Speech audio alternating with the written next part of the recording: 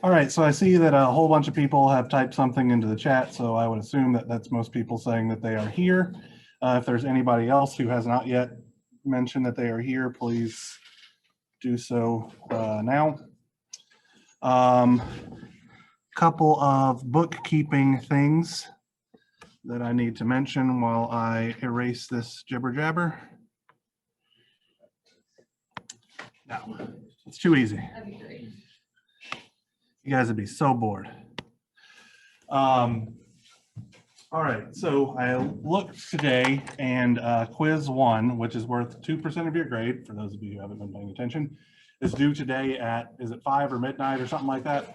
5. Okay, so later in the day. So you still have plenty of time to do it, ostensibly. There's only been 8 submissions. I understand that there are some people submitting it as teams, but I did the math roughly, and it seems like about 12 to 13 individuals total have been accounted for, which means roughly half the class is not done. Quiz 2, which, you know, I would highly encourage you to do in the next, let's see, 2 plus 5, 7 hours and change. Or I guess technically don't, you know, pay attention to this class and then work on the quiz, but whatever. All right, so that's that. 1 week from today, which will be our first class meeting after the Easter break, is when your project is due. So I hope at this point, at least everybody has finished their design and figured out what values of resistors and all that kind of stuff need to go where. Ansley and I had a very spirited discussion about things yesterday, but it worked out pretty great, I think. So, Yes, I do actually have. Sure. No, whichever is your preference. So whenever I changed the RD value to, it ended up being 25K or 2.5K. Okay, 2.5, 2.6, somewhere in there, yeah. Whenever I changed it to that, and then I recalculated the values, I don't know how to say it, I didn't get the right thing. If I kept it at RD is equal to 2K and then recalculated everything, I got everything right. But then, so like, no. So whenever doing the calculations, I had RD as 2K, and I got all the right values. And then when I plugged into LP Spice, I set RD as 25 with the values I calculated from RD being 2, and I got everything correct. So my question for you will be, let me look at my phone real quick to see where RD showed up in my calculations. Photos.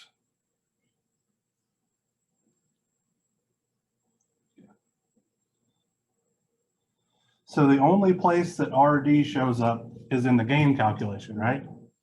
So it shouldn't be GM times RD, it should be GM times R out. Where R out is RD in parallel with R load. Which okay. That whole output impedance looks like 2K. Okay, yeah. I did it right. Yeah. We're good. Everything's great. Okay. That's exciting because I had already done half of electric and I really didn't want to change my values again. Well, but I mean, changing resistor values in electric is literally just physically changing their size. I know. Yeah, so that's. But it already looks pretty. Okay, all right, fair enough. Okay, well, so that's why you're supposed, because you have that capacitor between the output of the circuit, or excuse me, the, let's see, you have the capacitor between the drain and your loading resistance, so that your load isn't impacting the large signal or biasing point operation of your device, but it is 100% affecting the small signal analysis of your device. So when you do your output resistance, that capacitor C out becomes a short circuit, which places your resistor RD between the drain and VDD, which is an AC ground, and you also have R load between the drain and ground. So those two guys are in parallel. And so working from that for a gain of 2.225 or whatever equates to 7 dB, you wind up having to get an RD of somewhere around 2,600 ohms, thereabouts.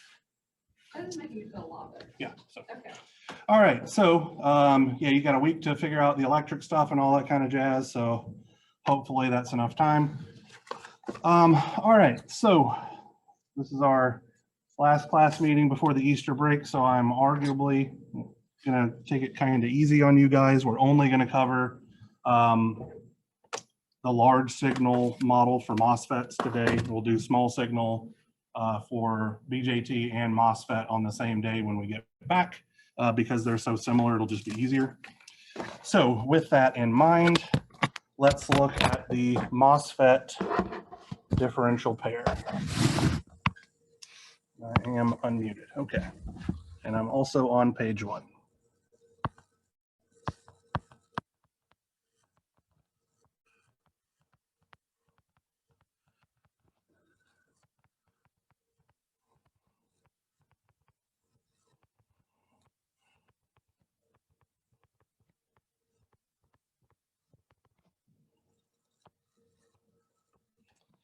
All right, so we're gonna do much the same as we did last time. We're gonna look at this guy qualitatively and just kind of figure out what we should expect to happen, and then get granular and start worrying about actual math and things like that.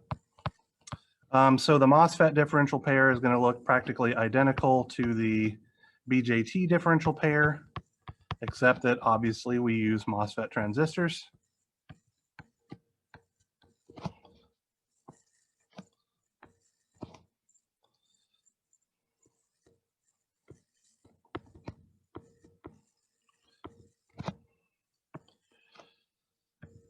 So we have some input VN1 over here for transistor 1. We have some input VN2 over here for transistor M2. The drains of each transistor are connected to some drain resistance RD. The output of each half circuit of the amplifier is taken at the drain, and we have a tail current of ISS. And just so we're all on the same page here, I'm going to consider this current ID1, this current ID2, this voltage VGS1, and this voltage VGS. All right, so if we applied a common mode signal to our input terminals, so we apply some arbitrary voltage and the same amount of voltage is applied to both of our input terminals, what do we expect to happen for ID1, ID2, and Vout?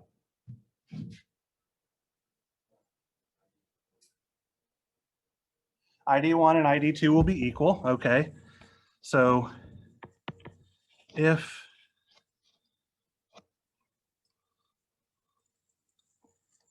VCM is applied to both inputs, we know that ID1 should be equal to ID2. That makes perfect sense because VGS1 has to be exactly equal to VGS2. What else can we say about the current, Nathan?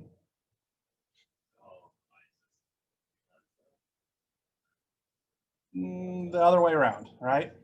Because if we do Kirchhoff's current law at node X, we would see that ID1 plus ID2 is equal to ISS. When we have a common mode signal applied, that means that ID1 is equal to ID2 is equal to 1/2 ISS, not twice ISS, right?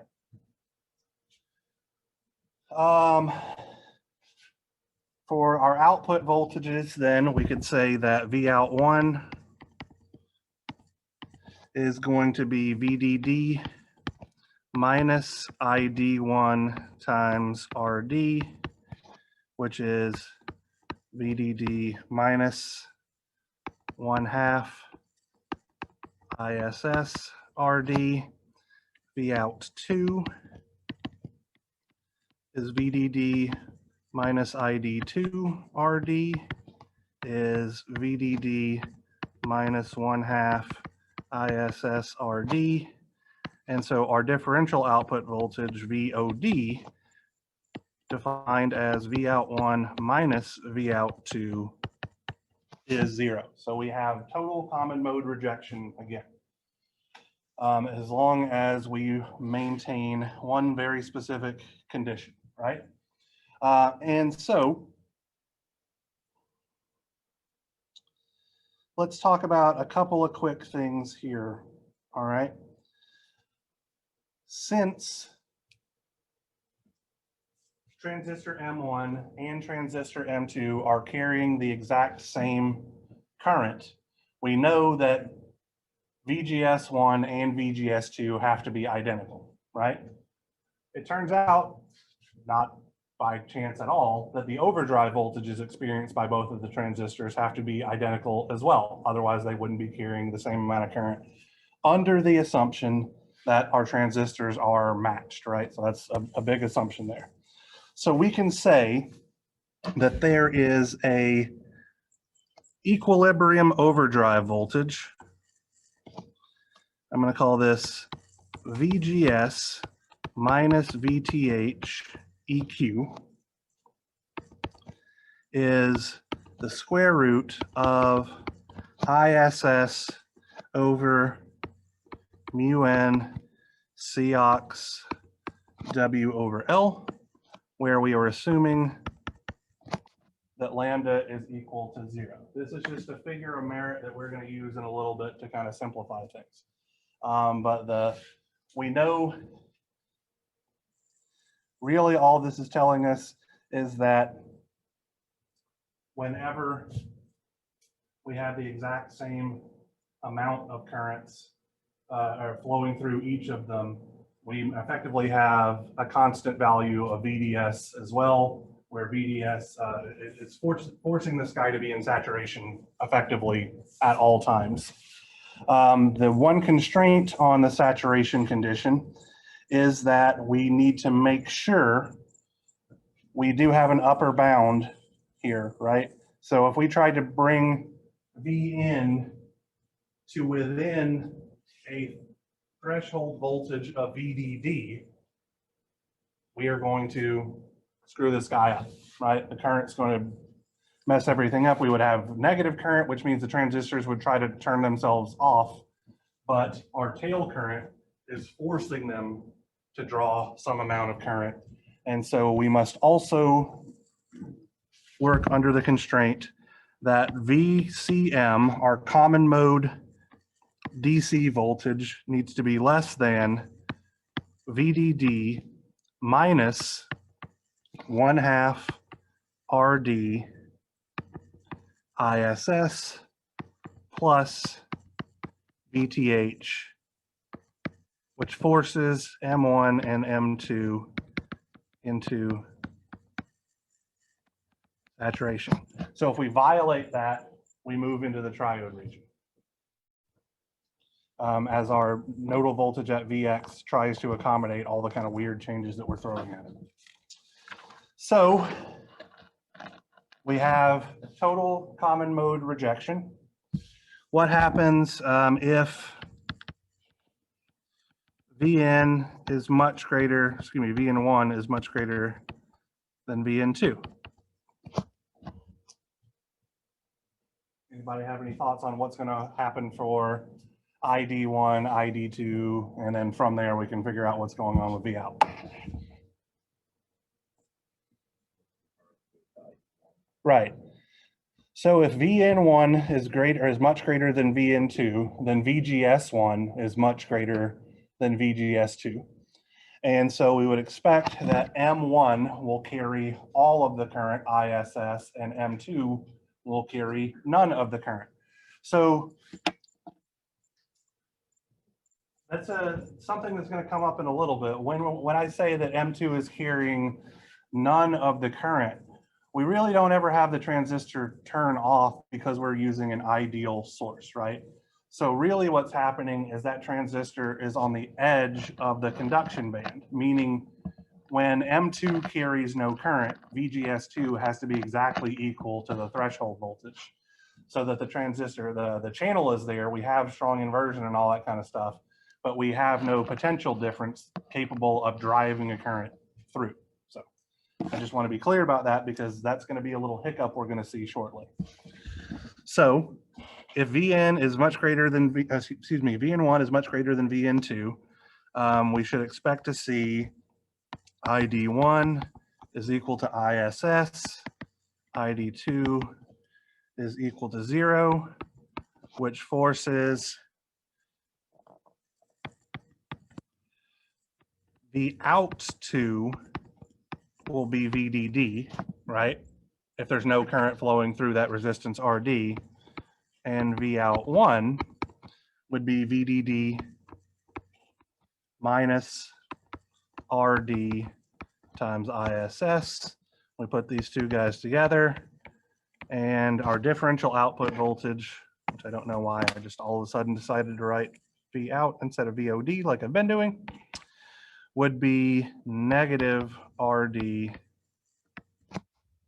ISS.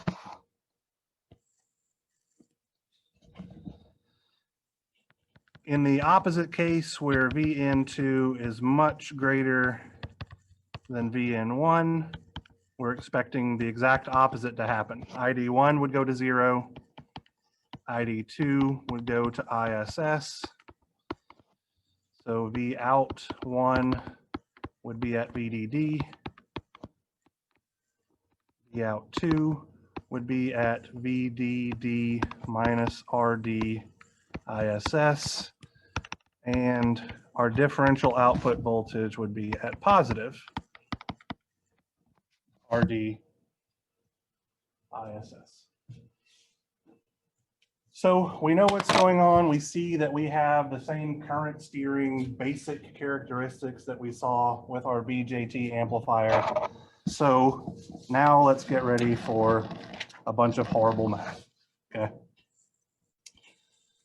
So for our quantitative analysis, I'm going to do the exact same thing that I did last time and deconstruct my input signal into a portion of the differential voltage. I do this because I think it makes the math easier. And if you have looked at the textbook derivation, I feel like after this, you will agree with me.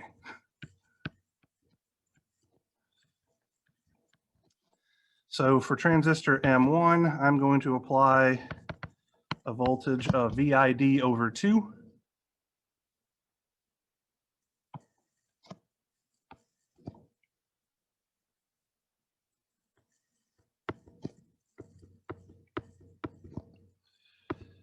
For M2, I'm going to apply negative VID over 2. Here's M2. Here's V out 2. Here's RD. I got my tail current down here. ISS. And just like before with the BJT, we are going to be looking to find VOD. So I can't write, save my life today, as a function of VID, and this is going to involve us finding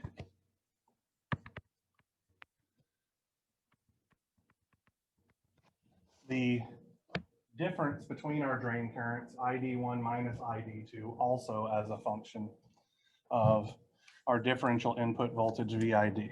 So we are making an assumption here that our drain current, that both of our transistors M1 and M2 are operating within the saturation region, and we are going to be neglecting channel length modulation. So I can say that ID is going to be 1/2 mu n C ox W over L VGS minus VTH quantity squared.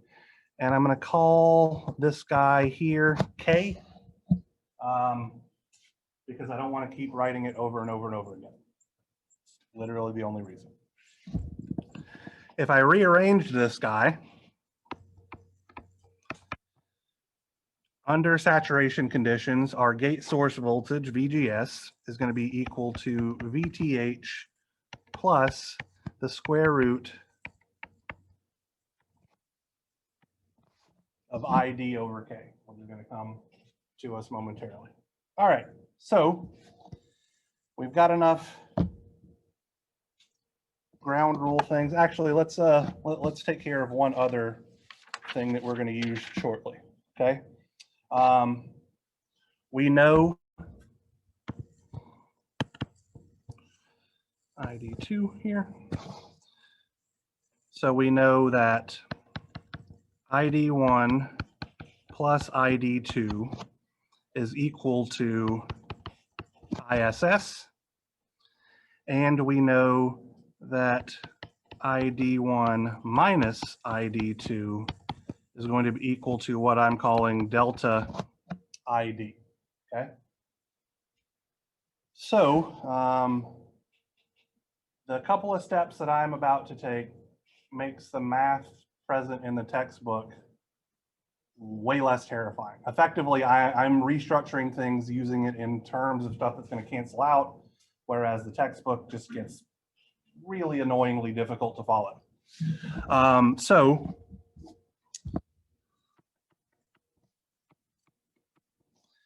I could say that ID1 is equal to ISS minus delta ID. Sorry, that's not right. Can't read my own writing. Come on, pen thingy.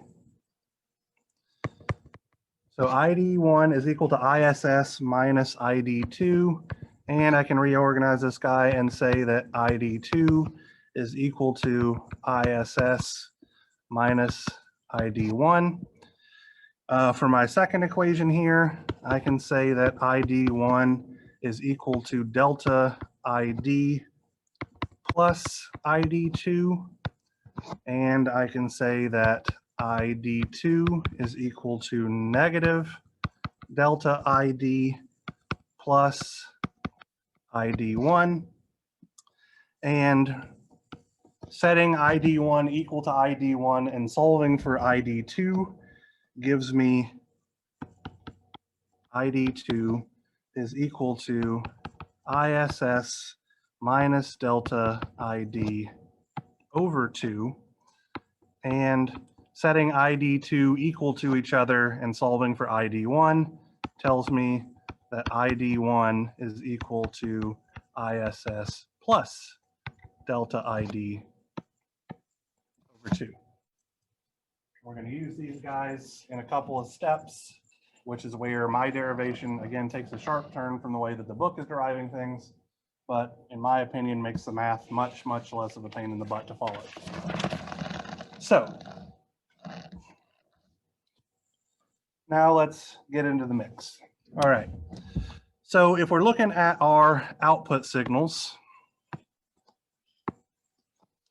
we know that Vout1 is equal to VDD minus RD ID1, and Vout2 is equal to VDD minus RD ID2, where we're assuming that our RDs are perfectly matched.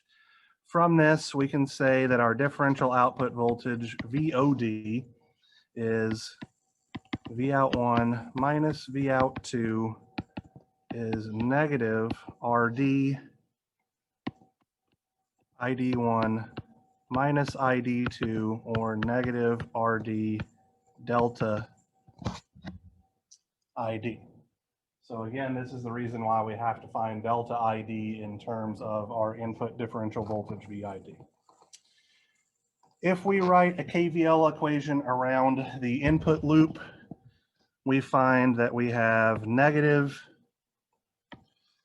VID over 2 plus VGS1 minus VGS2 minus VID over 2 is equal to 0,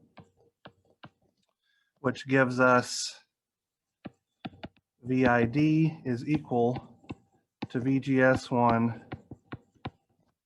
minus VGS2. So what I'm going to do now is I'm going to substitute in this relationship up here for VGS in both places. And so that is going to give me VTH1 plus the square root of ID1 over K1 minus VTH2 minus the square root of ID2 over K2. I'm writing everything with their subscripts for the individual transistors because I want us to talk specifically about the level of matching and all the kind of stuff that needs to occur here. If I had just said VTH plus ID 1 over K minus VTH minus square root of ID2 over K, mathematically, it would be obvious that the threshold voltages cancel out and you could combine the factors of K, but we need to think about the physics behind this to make sure that what we're doing is reasonable, okay? So for our Ks to match, what needs to happen? Same size, okay. Same size, same mobility, same oxide capacitance, right? So in a particular CMOS process, oxide capacitance is fairly constant across all devices. There could be some slight variations, but for the most part, oxide capacitance is constant across everything. So that shouldn't be an issue. The doping concentration should be constant over all of the areas that are illuminated by the ion implantation device. So we should expect to see the mobilities to be constant as well. So really, K1 and K2 being the same is given for two transistors that are fabricated within the same process. Our threshold voltage is got a little bit more going on there, okay? So what is our threshold voltage a function of? Does anybody remember things like that? Temperature, okay. So that's a great starting point. So if our devices, how can we guarantee that our devices are operating at roughly the same temperature? Put them close to each other. Okay, that's fair. Silicon is a very, very good thermal conductor. It's 4 times as good of a thermal conductor as brass is. So if they are physically located close to each other, that seems like a pretty reasonable way to get the threshold voltage dependency on temperature taken care of. Any other considerations we might need to think about?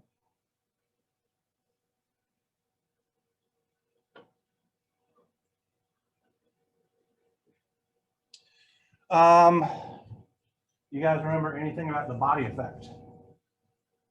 No, okay. Somebody's saying something in chat. Let's see what's what. Doping concentration, okay. So doping concentration is absolutely going to be an issue. But again, when you create an IC, when you're defining the regions of space that are going to be your drain and your source and all that kind of good stuff, you're effectively using a wet chemical etching process to cut out the size of those regions. And then you are shining, I'm going to call it a light, even though it isn't really a light, but it is a focused beam of particles. And so the intensity of that focused beam is going to be towards the middle of it is going to be roughly the same. So if you shine it from far enough away, the doping concentration for both the source and the drain across all of the transistors within a specific region will be the same. But that brings us to actually another aside thing that we could talk about, which would be process variations. So this is related to what we're talking about, but it's not going to be in your textbook or anything like that, okay? So let me very crappily attempt to draw a circle. All right, so this is our wafer. Typically speaking, in the very middle of our wafer, everything is looking good, and we have the least amount of process variations because this is where we do our alignment at. But as we move further and further away,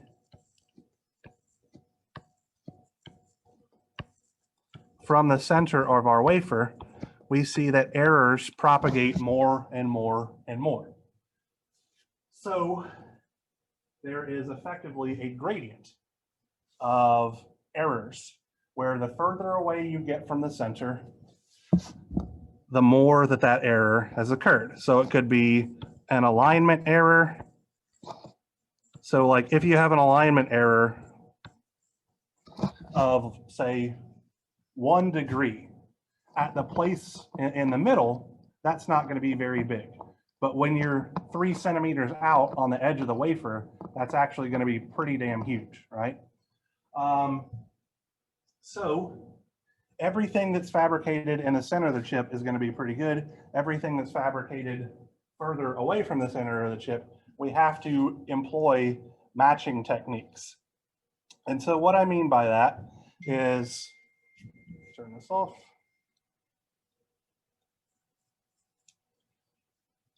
Let's say I was trying to make a differential pair amplifier, and I did it with 2 transistors side by side like this, right on the cusp, or effectively the same radial distance away. I would expect those 2 transistors to be pretty well matched, but we don't build things along the radius of those zones, right? We build them in a grid type shape. So what I mean by that, let me do light blue. So I'm going to slice this wafer up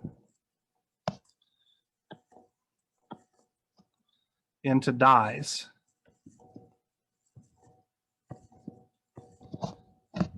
Like so. So if I repeated this,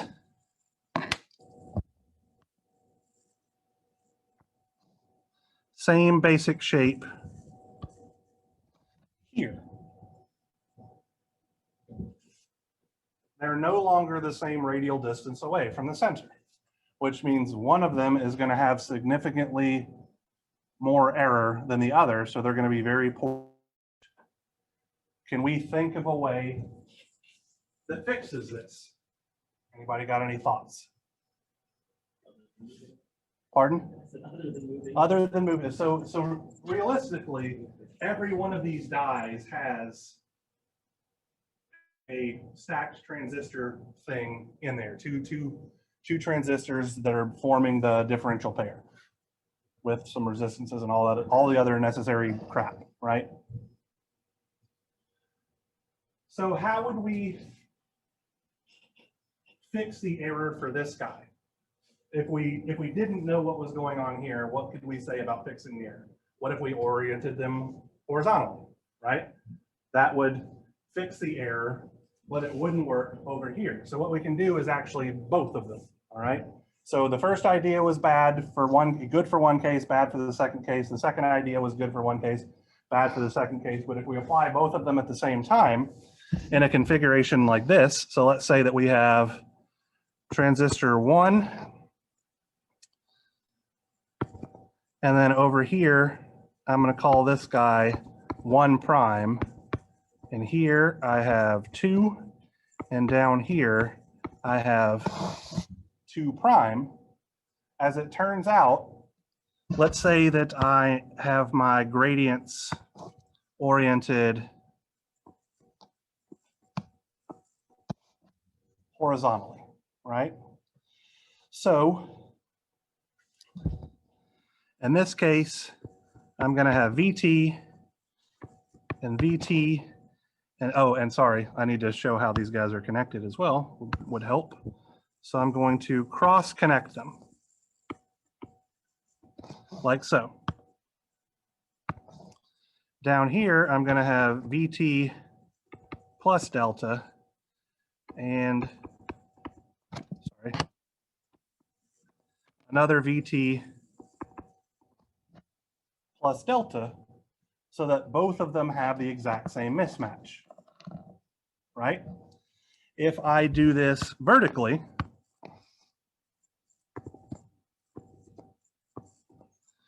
and I say that this guy has VT and this guy has VT, well then this guy is going to be VT plus delta, and this guy is going to be VT plus delta.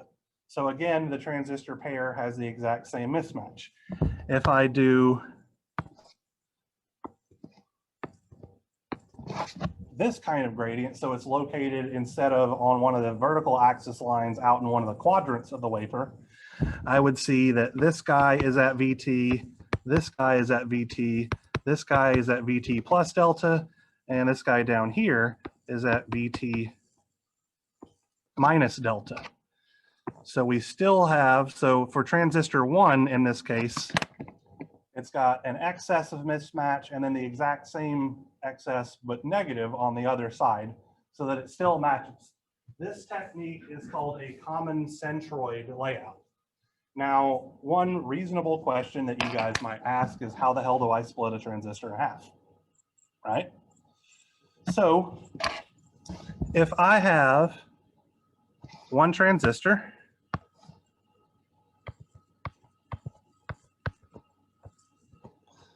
let me draw it left-handed.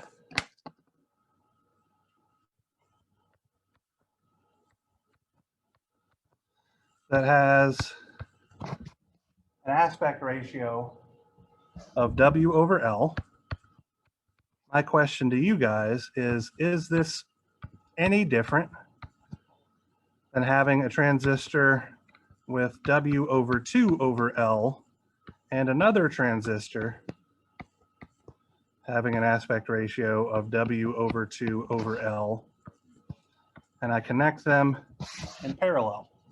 Not at all. They work in the exact same way, right?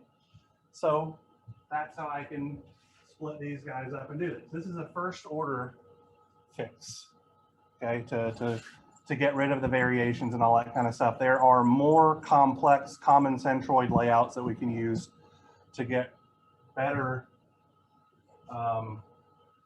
control of process variations over larger areas. But this is a good way to think about designing things to minimize stuff, because if they're physically close to each other, they should have roughly the same thing, roughly the same parameters.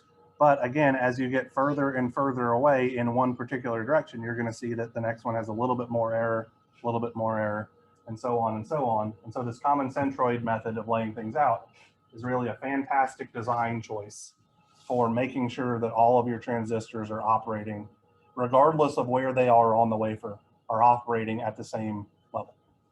So, quick aside, talk about that a whole hell of a lot more in 438.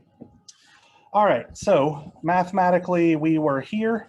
If our transistors are matched and physically located next to each other, K1 should be equal to K2, VTH1 should be equal to VTH2, and we can say that VID, our differential input voltage,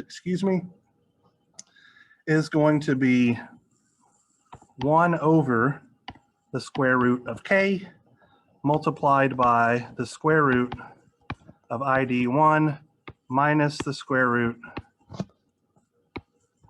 of ID2, right? Nothing wild there. I just the two VTHs cancel each other. There was a common factor of K that I have moved out. Now what I am going to do, and this is where I begin to differ from the textbook, is I'm going to substitute in these relationships that we developed up here for ID1 and ID2. All right. So I'm going to have 1 divided by the square root of 2K, because there was a common factor of 1/2 in each of those prior definitions, multiplied by the square root of ISS plus delta ID minus the square root of ISS minus delta ID, and this is again equal to VID. So my goal now, I've got my delta IDs in here. I've got VID on one side, so I just need to get some relationship where I only have one delta ID and I let VID be the variable of that instead of the other way around, right? Because I know what VID is, I'm applying it. I don't know what delta ID is. So I'm going to take the square root, or excuse me, not the square root. I'm going to square both sides, right? First thing I'm actually going to do is move that 1 over root 2k to the left-hand side and then square. And so what that's going to give me is 2k VID squared is equal to the square of this guy right there, which is going to be a little bit annoying. So let's just treat it as, you know, a plus b quantity squared. I know that I'm going to have an a squared. So that would be ISS plus delta ID. I know that I'm going to have a b squared. So I have plus ISS minus delta ID. And then I also have that cross term, which is going to be minus 2 the square root of ISS squared minus delta ID squared. I can see that plus delta ID and minus delta ID cancel each other out. So this is giving me 2 ISS minus 2 root ISS squared minus delta ID squared. There's a common factor of 2 in everything. So I can say that I have k VID squared is equal to ISS minus the square root of ISS squared minus delta ID squared. And rearranging things a little bit, I'm going to say that I have delta, or excuse me, the square root of ISS squared minus delta ID squared is going to be equal to ISS minus K VID squared. And now I can see, obviously, I need to square this guy again. So that's going to give me ISS squared minus delta ID squared is equal to ISS squared plus K squared VID to the 4th minus twice K ISS VID squared. And noticing that I have ISS on both sides, I can cancel them out. And I have a negative sign here that I'm going to carry through. I find that delta ID is equal to 2K ISS VID squared minus K squared VID to the 4th, or K times VID times 2 ISS over K minus VID squared. And finally, I'm just going to substitute back in K, 1/2 mu n Cox W over L VID times the square root of 4 ISS divided by mu n Cox W over L minus VID squared. All right, so I have an expression for delta ID that I can substitute back into my output voltage equation. But let's look at this guy, because there are some restrictions that we have to pay attention to, right? Anybody see anything obvious?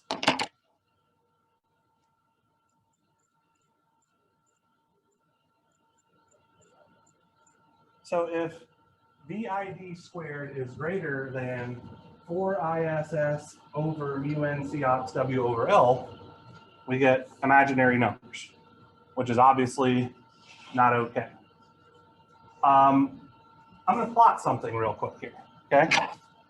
If we plotted this guy under that constraint, we would get something that looks like this.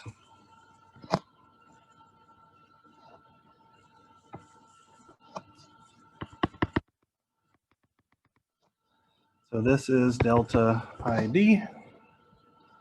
This is VID.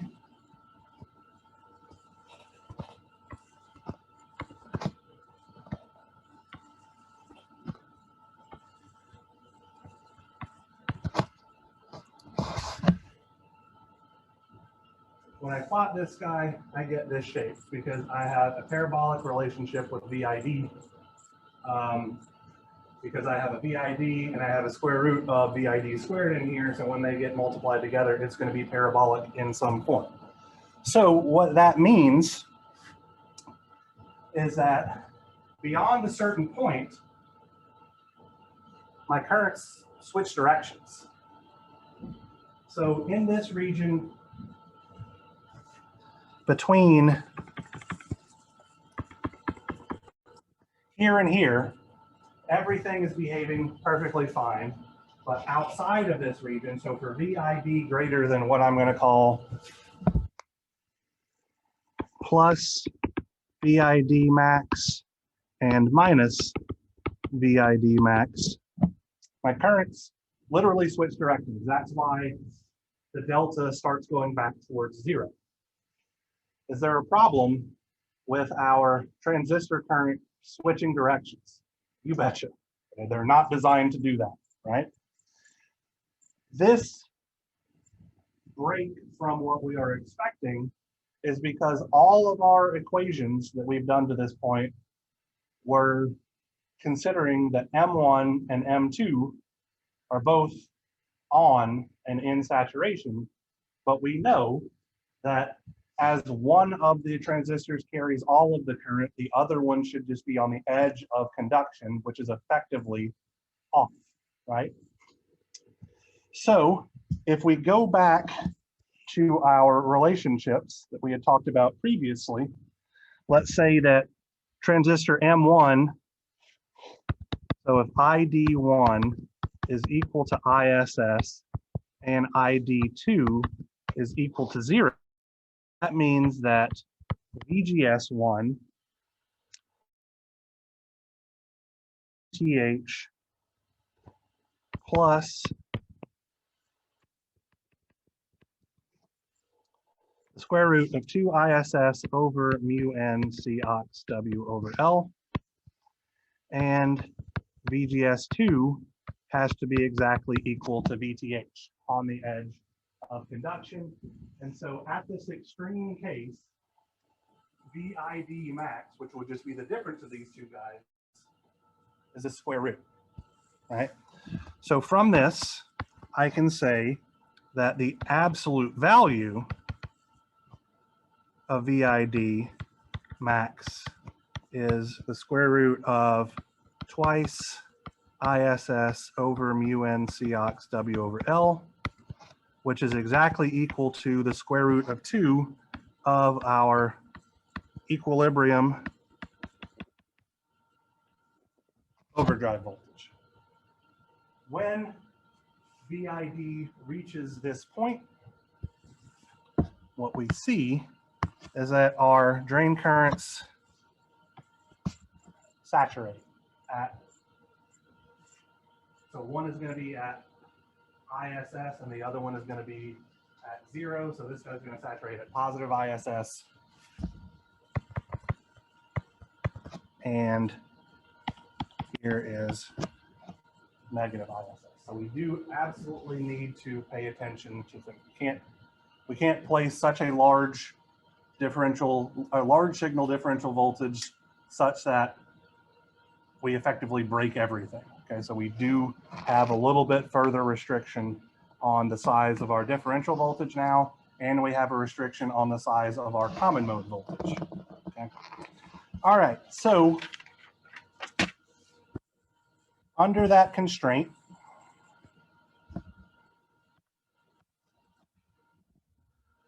our differential output voltage, VOD, negative RD delta ID, becomes negative 1/2 mu n C ox W over L VID times RD multiplied by the square root of 4 ISS over mu n C ox W over L minus VID squared,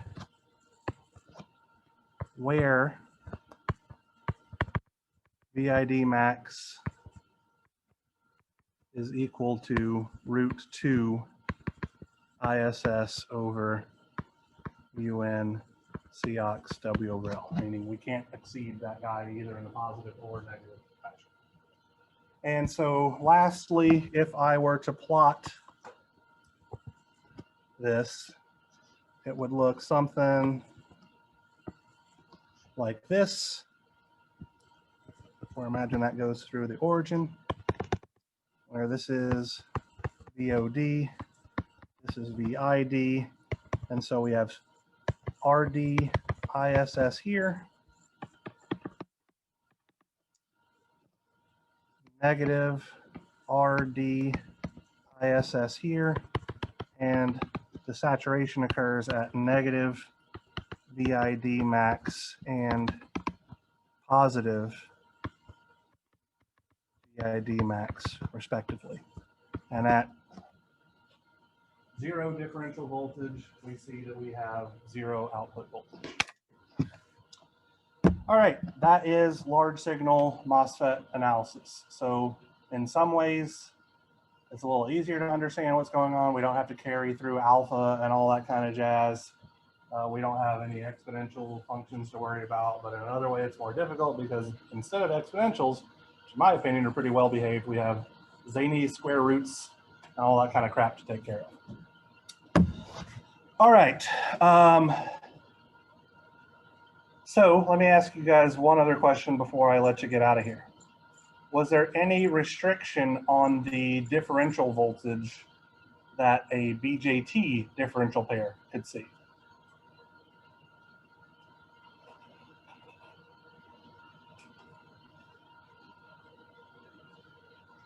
No, there isn't, right? The large signal differential voltage for the BJT is not restrained like the large signal differential voltage for the MOSFET amplifier.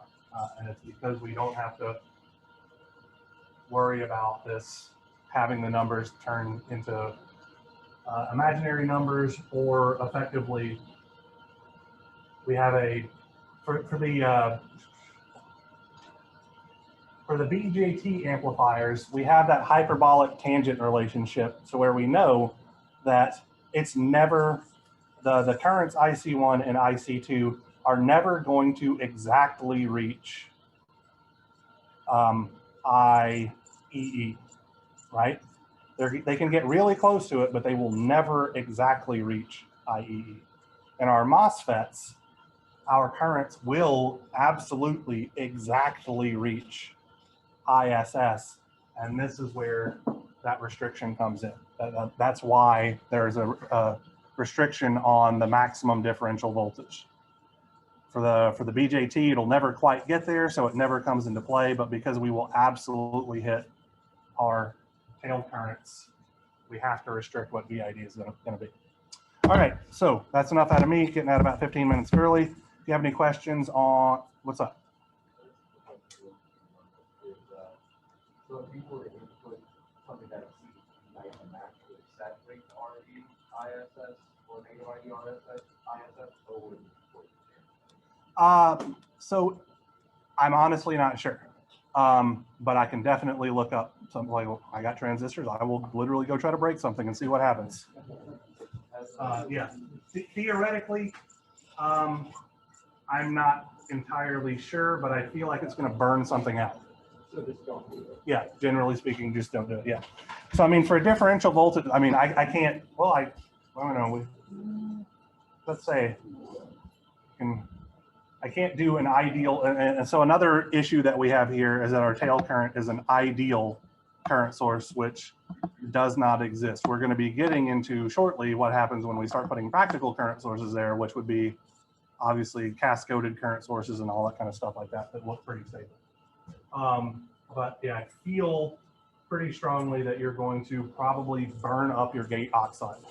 That would be my best guess. That's my default. If you're going to break a transistor, this is the easiest way to do it. So I feel like that's what's going to happen.